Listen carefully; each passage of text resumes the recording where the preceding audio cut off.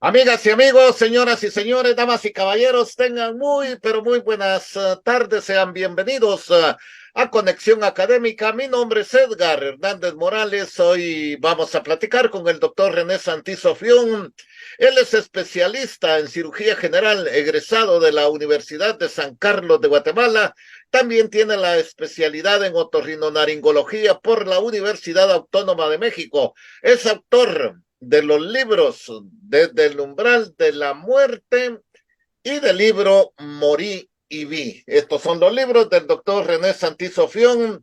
Hoy el tema que vamos a platicar con el doctor René Santizo Fión es de la estrella de Belén y los Reyes Magos. ¿Qué tal, doctor? Bienvenido a Conexión Académica.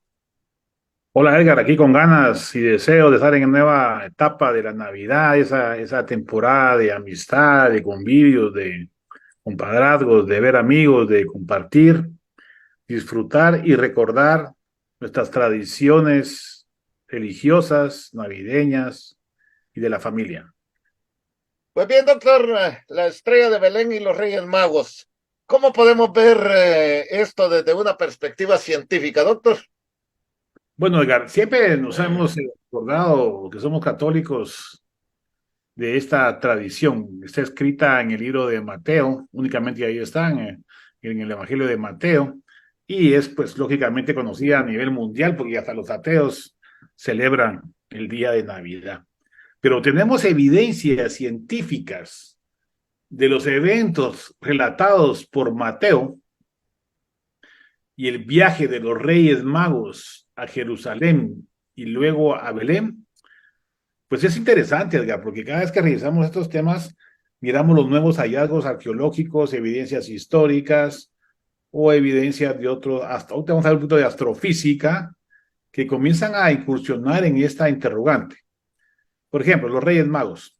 Los Reyes Magos, y vamos a leer exactamente qué es lo que dice la Biblia en el hebreo antiguo, en el griego, dice que no son reyes, son magos. Magi, dice el texto original.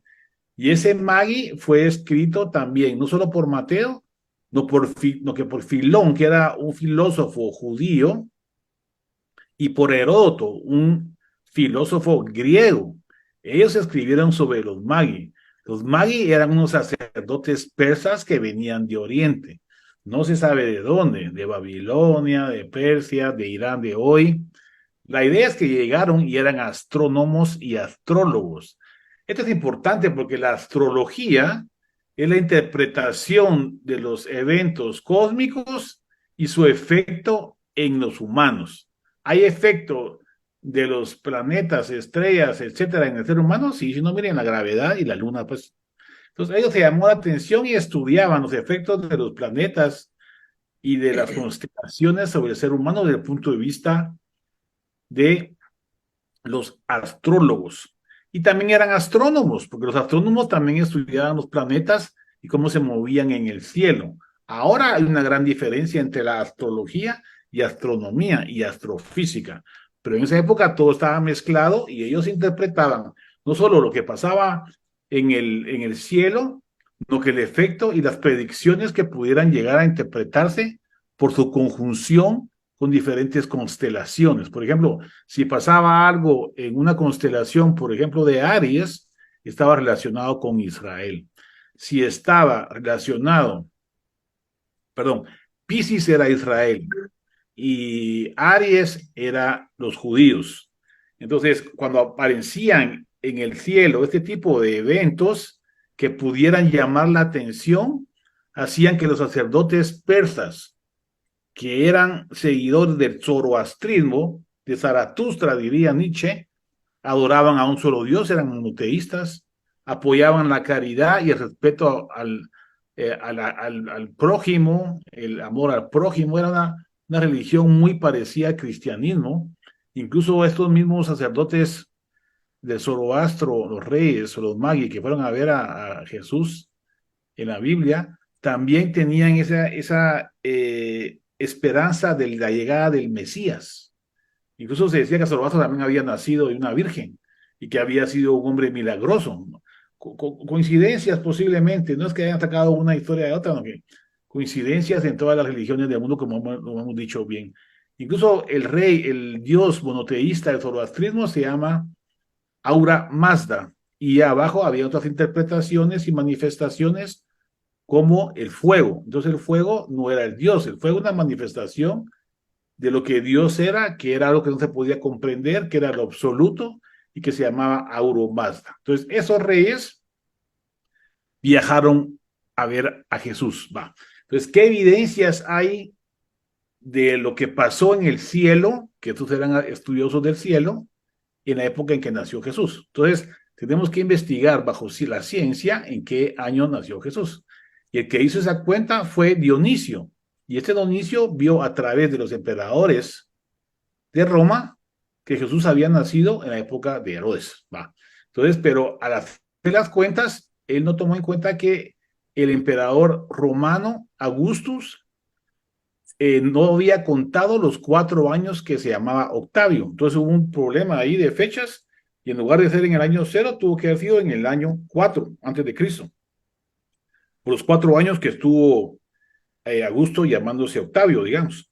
Y aparte no contó el año 0, Dionisio. Entonces quiere decir que aproximadamente Jesús nació en el año 5 antes de Cristo. Aprox. Y esto lo apoyó Benedicto XVI hace unos años, que en sus textos comentaba que realmente Jesús había nacido en el antes, y él dice antes del año 0, no dice cuánto. Entonces se calcula que Jesús nació realmente en el año 5 o 6 o 7 antes de Cristo. No tiene relación con las tradiciones romanas de las fiestas saturnales, se llamaban, ni con el dios Odín, ni con las tradiciones nórdicas. No, no, no. Sencillamente fue el orden en que fueron los emperadores. Porque acuérdense que los primeros cristianos estaban en contra de todo tipo de paganismo. Entonces iban a agarrar una fiesta romana para celebrar el nacimiento de Cristo, ¿no? O sea, fue la coincidencia de las diferentes etapas de los emperadores romanos. Entonces, la fecha de nacimiento, según la historia y los cálculos, tuvo que haber sido entre el año 5 a 7 antes de Cristo. Entonces, si hablamos de la estrella de Belén, hay varias teorías que tienen una evidencia astrofísica. Por ejemplo, se considera que la estrella de Belén pudo haber sido una conjunción de planetas como Saturno y Júpiter, porque Saturno y Júpiter representaban al rey grande, Júpiter, y al nuevo rey, Saturno, según los astrólogos zoroástricos. Y si esa conjunción de planetas se daba, por ejemplo, en Piscis, como ya se los he dicho, representaba que en Israel estaba pasando algo.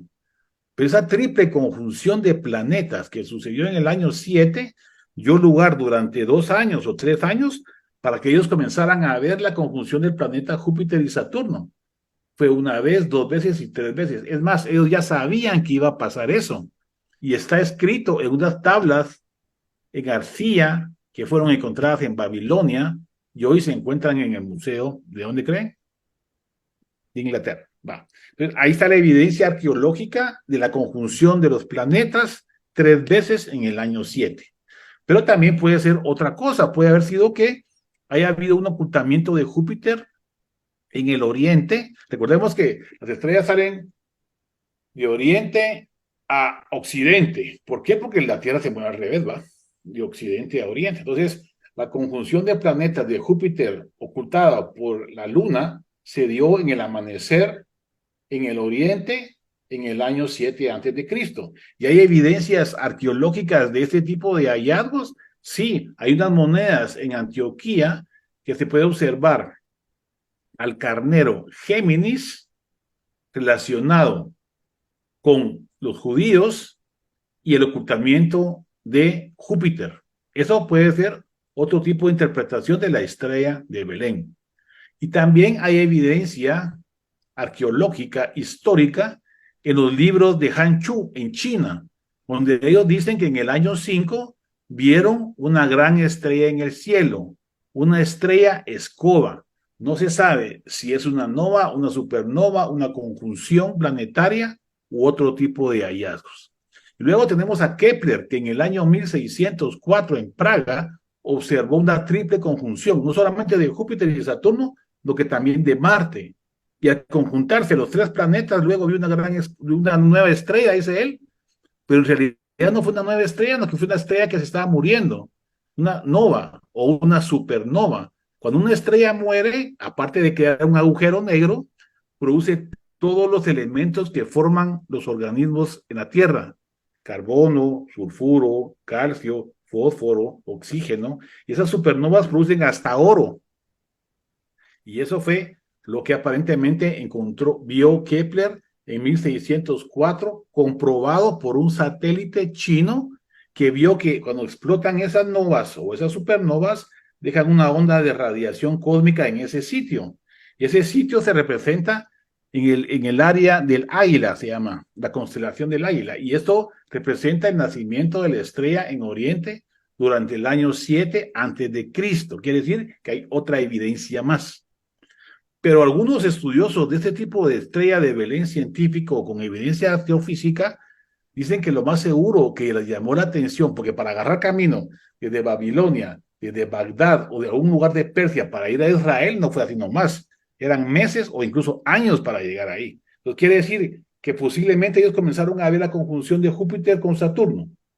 Luego el ascenso del astro Júpiter con ocultamiento de la luna. Y luego una supernova cuando llegaron a Jerusalén y vieron la estrella en el sur.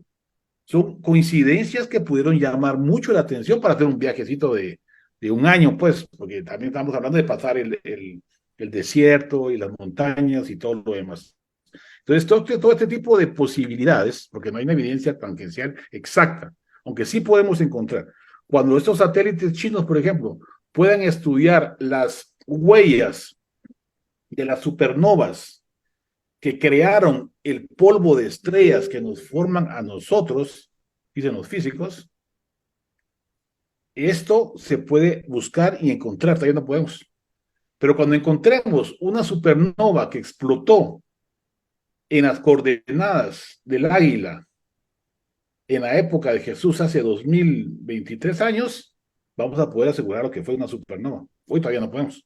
Pero sí hay evidencias y hay fundamentos que nos pudieran llevar a conjuntar todas las teorías y poder aprender un poquito más sobre los magos, los reyes magos, el zoroastrismo, una religión muy interesante, parecía el cristianismo, y lo que dijo Dionisio y sus cálculos del nacimiento de Jesús y las diferentes teorías astrofísicas de la estrella de Belén. Doctor, ¿y cómo lo podemos ver desde una perspectiva filosófica? Pues es interesante, Edgar, porque como nos estamos dando cuenta, ¿qué es la razón? Pregunté el sábado en una conferencia. ¿Saben ustedes que la razón son los argumentos que utilizamos para respaldar nuestra verdad? Sea nuestra verdad, verdadera o falsa. ¿Quién tiene razón? ¿Los judíos o los palestinos?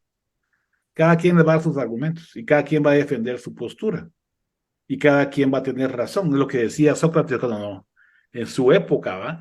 Que los sofistas defendían su postura con argumentos.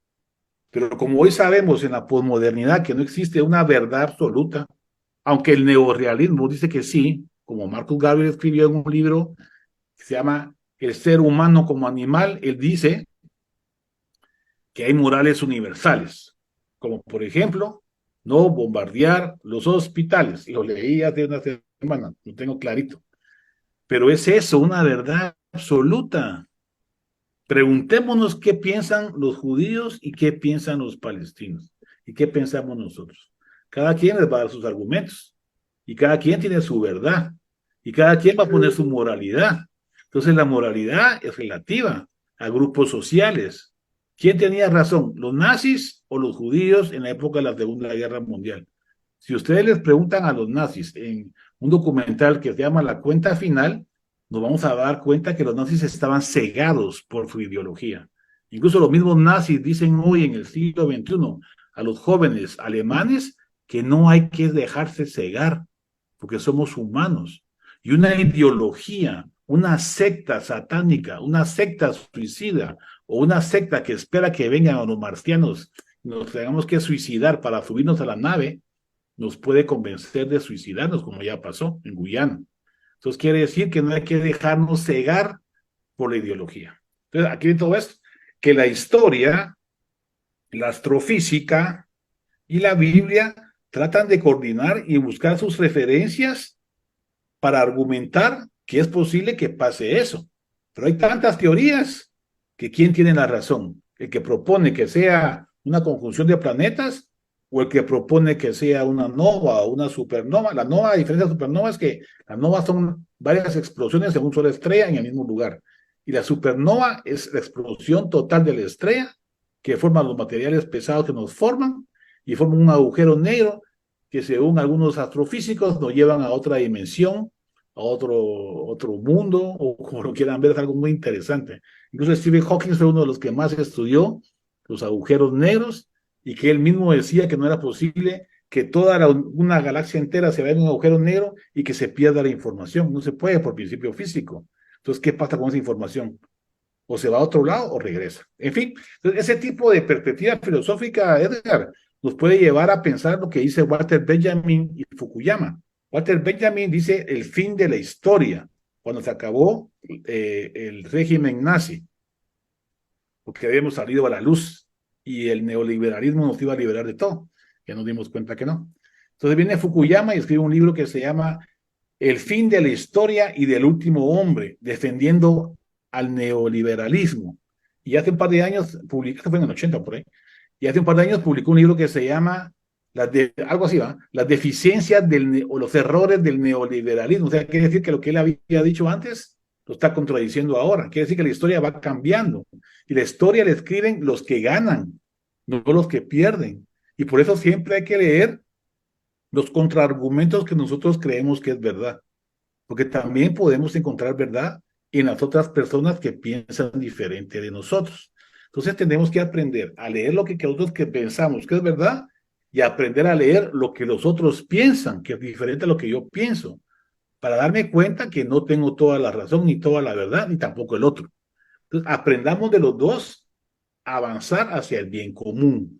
Y eso es lo más importante, pienso yo, de esta perspectiva filosófica de la historia de la estrella de Belén, los Reyes Magos, que aunque hay teorías, hay argumentos, hay razones y verdades que nos pueden hacer suponer algunas teorías que pueden tener razón, pero que pueden ser falsas, o pueden tener razón y pueden ser verdaderas. Por eso tenemos que leer un poquito más de neoilustración, o la nueva ilustración, o el nuevo realismo de Marcus Gabriel, Mauricio Ferraris y Slavoj Zizek, que es lo que estoy leyendo ahora, en contraparte a la posmodernidad del siglo XX, donde Nietzsche y todos los demás, Heidegger, Derrida, ¿quién más está ahí? Wittgenstein, y todos esos, dicen que en realidad todo depende y todo es relativo a los constructos abstractos mentales.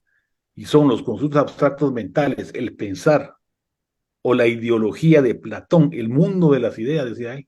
Pues ese mundo de las ideas es nuestro pensamiento conciencia que construye constructos abstractos mentales, como el lenguaje, como la geografía, como la moneda, como la economía, como la guerra, como la religión, como todo lo demás. Eso es lo que nos diferencia del resto de animales y lo que tenemos que reconsiderar lo que realmente es la historia, quién la escribe, e ir a leer la historia de los perdedores. Doctor, todas las religiones creen en la estrella de Belén y los Reyes Magos. Bueno, por lo menos los zoroastros sí, los cristianos también. Los judíos creen que viene el Mesías, pero para ellos todavía no hay Mesías. O sea, no ha venido, pues, dicen ellos. Para nosotros el Mesías es Jesús. Para los zoroastristas todavía están esperando que vengan otros Mesías. Entonces quiere decir que las religiones, los chinos, no he leído nada del Mesías, ni el estrella tampoco, pero los chinos tenían registrado el cielo. Las tablas babilónicas, de esas son como 42,000 tablillas, esas que hay en Inglaterra, guardaban todos los registros del cielo, así como los mayas. ¿Qué es lo que pasaba en esa época? No había luz, no había nada, todo estaba oscuro. Entonces salían en la noche, miraban el cielo y se quedaban asombrados de esas luces que habían en el cielo, no sabían ni qué eran, ¿va? Entonces comenzaban a estudiarla, miraban cómo se movían, comenzaban a registrar todo lo que había pasado. Esos chinos, desde el año 3600 antes de Cristo, que tienen sus recursos, graba sus apuntes, igual que los de Babilonia por ahí. Entonces, están registrando el movimiento de Júpiter, Edgar, todos los días, por dónde va, para dónde va. Entonces, si miran Júpiter, también miran Marte, miran Saturno, miran todos los demás. Entonces, quiere decir que la observación de los astros nos llevó de la astrología a la astronomía, a la astrofísica, y de los estudios de los cielos, que era religión, pasó a lo demás. Todo estaba mezclado. Pero que todos hayan pensado igual, no creo, Edgar. Lo que pasa es que hay un sentimiento común de empatía hacia la caridad al otro que está escrito en nuestro ADN para protegernos, como la sociobiología de Wilson. Así como las hormigas se juntan para construir sus diferentes estructuras, así como las abejas, como las colmenas, como las manadas de animales, como las parvadas de aves o como los bancos de peces que te protegen en sociedad. Entonces la simbiosis, nosotros somos una simbiosis de organismos. Tenemos 10 a la 30 células en el cuerpo, 10,000 veces más de bacterias y 100,000 veces más de virus en nuestro cuerpo. Entonces nosotros somos un organismo complejo de organismos interconectados. Entonces, eso significa empatía, pues. Entonces, la empatía es natural en el ser humano. Entonces, ¿por qué por qué hay tantas religiones? Porque cada grupo humano desarrolló una religión como una manifestación de empatía hacia su propia sociedad. Y aunque no tengamos las mismas historias, bueno, que toda esta área de Persia y toda esta área de Oriente y el cristianismo vienen del mismo lugar, pues si nos vamos al otro lado, a Oriente, a China, a Japón, en todos los lugares, es diferente.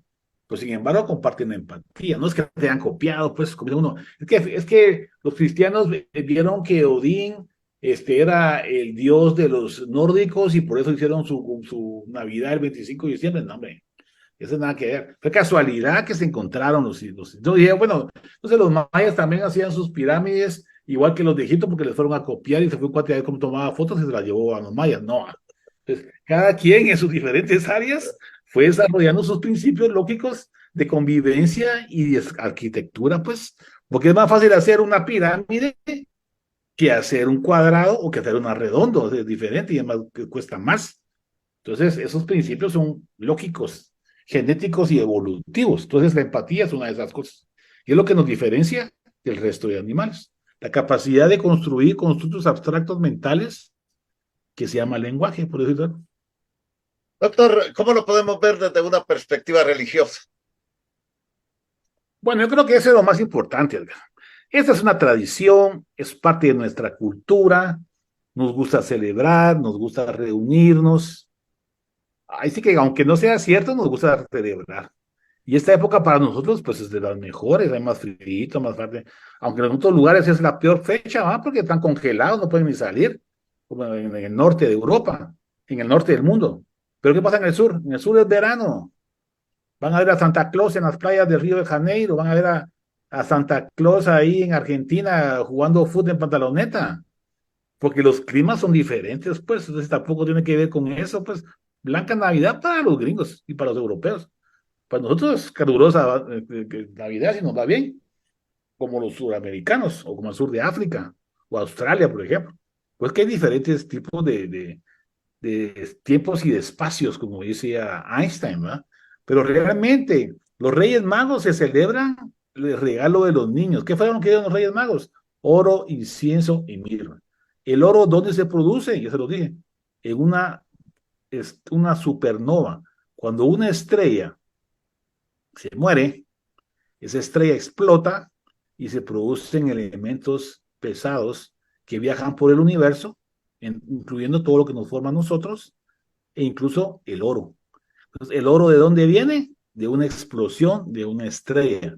¿Y a dónde fue a dar? Al fondo de la Tierra, de donde salió a través de explosiones volcánicas y fue bajando por ríos. Por eso es que los buscadores de oro buscan en ríos, porque ahí encontraron la mayor mina del mundo que está en Sudáfrica. Va. Aparte del oro, también regalaron incienso. El incienso se usa para comunicarse con Dios. Es la parte espiritual y representativa de los regalos de los Reyes Magos. Y ahí la mirra. ¿Para qué se usa la mirra? Para enterrar a la gente, porque una estructura que causa buen olor. Entonces, para la gente que está muriendo, como huele mal a los 2 o 3 días, te ponen mirra para representar ese sacrificio, dicen algunos. Como les digo, cada quien interpreta como puede, ¿va? Y va a interpretar de acuerdo a su bagaje cultural, su época, sus tradiciones, sus culturas, etcétera. Entonces, ese tipo de regalos nosotros nos seguimos manteniendo en las tradiciones, y ahí sí que en todas las religiones, porque todos celebran la Navidad, generalmente, ¿va? Entonces, bueno, en Occidente. Entonces, los chinos celebran su año nuevo, ¿va? Nosotros celebramos la Navidad y cada quien hay su Thanksgiving, celebran los gringos también, nosotros no celebramos eso, y ahora sí, ¿va? Pero ahí vamos todos aprendiendo sobre la festividad, los mitos, las tradiciones, las leyendas. Y el 25 de diciembre, como les dije, fue más porque cuando uno se muere, es la misma fecha en que uno nace, decían los primeros cristianos. Entonces, si Cristo murió en marzo, fue la fecha en que se concibió. Quiere decir que 9 meses después, el 25 de diciembre, fue cuando nació. Fue la cuenta por la cual hicieron el 25 de diciembre. En fin, hay muchas tradiciones, leyendas e historias que vale la pena revisar en estas épocas de Navidad. Bien, doctor, muchísimas gracias. Se terminó el tiempo para Conexión Académica. Muchísimas gracias por dar a conocer a todos nuestros oyentes lo de la Estrella de Belén y los Reyes Magos. Muchísimas gracias, doctor. Saludos a todos y feliz Navidad. Bien, amigos, llegamos al final entonces de un programa más de Conexión Académica. Hoy estuvo con nosotros el doctor René Santisofión. Él es especialista en cirugía general, egresado de la Universidad de San Carlos de Guatemala. También tiene la especialidad en otorrinolaringología por la Universidad Autónoma de México. Es autor de los libros Desde el umbral de la muerte y del libro Morí y vi. Con el doctor René Santisofión, hoy hablamos la Estrella de Belén y los Reyes Magos. Muchísimas gracias por su audiencia. Esto fue Conexión Académica.